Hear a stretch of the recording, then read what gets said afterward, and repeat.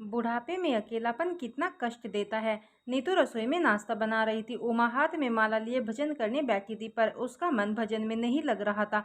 वह चाहती थी कि बहू नीतू नाश्ता बनाने से पहले उससे पूछे कि माँ जी आज नाश्ते में क्या बनाऊं। वह बहू को ढेर सारे निर्देश दे, पर बहू को सास से क्या लेना देना, वह भला क्यों पूछेगी सास से। उमा ऐसे ही अनगिनत विचारों में खोई रहती। वह आजकल स्वयं को बहुत उपेक्षित महसूस करने लगी थी। उसे लगता कि अब परिवार को उसकी कोई जरूरत नहीं रह गई। परिवार में किसी के पास अब उसके लिए समय नहीं है। उमा के पति मोहन अब रिटायर हो चुके थे। वे दिन भर अखबार वगैरह पढ़ते रहते, टीवी में न्यूज देखते रहते या फिर बाहर टहलने चले जाते। बेटा विशु भी अब अपने ऑफिस के कार्यों में व्यस्त रहता था। छुट्टी के दिन भी वह या तो किसी काम में व्यस्त रहता या फिर पत्नी और बच्चे को लेकर घूमने निकल जाता। लेकिन माँ के लिए उसके पास भी टाइम नहीं था। शादी से पहले विशु अपनी माँ और पापा को छुट्टी के दिन घुमाने ले जाया करता था, पर अब तो उसके पास टाइम ही नहीं है। बहू नीतू वैसे तो घर के कार्यों में ही व्यस्त रहती थी, पर खाली समय होने पर अपने मायके वालों से या सहेलियों से बतियाती रहती। पर सास के पास बैठने के लिए उसके पास न तो वक्त था और न ही इच्छा। नीतू आसपास की औरतों से बतियाती रहती, पर अपनी सास के पास 5 मिनट भी न बैठती।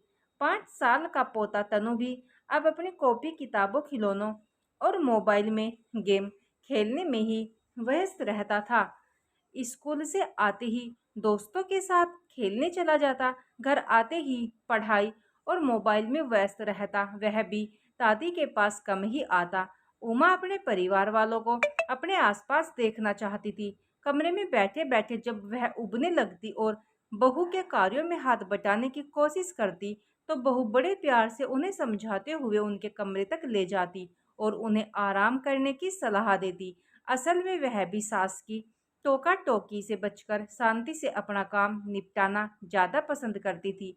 पति और बेटे बहू उसकी मन स्थिति को समझ नहीं पा रहे थे। उमा उदास रहती और मन ही मन घुटती रहती। धीरे धीरे उसकी तबीयत बिगड़ने लगी। डॉक्टर उसकी बीमारी का असली कारण नहीं पकड़ पा रहे थे। एक दिन अचानक उमा का भतीजा विक्की उससे मिलने आया। वह बहुत हंसमुख स्वभाव का था। उमा को उससे मिलकर बहुत अच्छा लगा, क्योंकि वह उसकी हंसी मजाक कर से उमा का मन हल्का हो जाता। उसने उमा से कहा भी कि उसको जब भी टाइम मिलेगा तब वह उनसे जरूर मिलने आया करेगा। अब जब भी समय मिलता विक्की बुआ जी से मिलने आ जाता। उमा उससे बातें कर बहुत हल्का महसूस करती। अब वह विक्की के आने का बेसब्री से इंतजार करती रहती। वह धीरे धीरे खुश रहने लगी थी और उसकी तबीयत में सुधार होने लगा। परिवार के सदस्यों को भी अब बीमारी का असली कारण समझ आ गया था। बेटे विशु को अपनी गलती का एहसास हो चुका था। उसे आत्मग्लानि हो रही थी कि उसने अपनी माँ के अकेलेपन की व्यथा पर क्यों ध्यान नहीं दिया। जिस माँ ने उसे पालने पोसने और बड़ा करने में अपने दिन रात एक कर दिए, उसने कैसे उसे उपेक्षित छोड़ दिया। बुढ़ापे में अकेलापन कितना कष्ट देता है, इसका अंदाजा संतान को तभी होता है जब वे उनकी अवस्था में पहुंचते हैं, लेकिन तब तक देर हो चुकी होती है।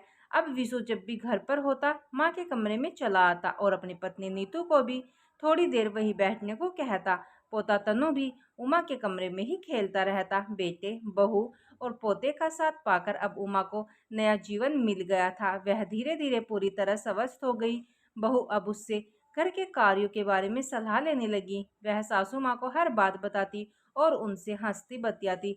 उमा भी बहू के कार्यों में टोका टोकी करने या कमी निकालने की बजाय उसकी प्रशंसा करती। अब बहू नीतू भी पहले से अधिक खुश रहने लगी थी, क्योंकि शायद वह भी समझ चुकी थी कि परिवार में सबको एक दूसरे की जरूरत होनी चाहिए, तभी परिवार परिवार बनता है और तभी सब खुश रह सकते हैं। दोस्तों वीडियो अच्छी लगी तो लाइक शेयर और चैनल को सब्सक्राइब करके हमें सपोर्ट जरूर करिएगा। धन्यवाद।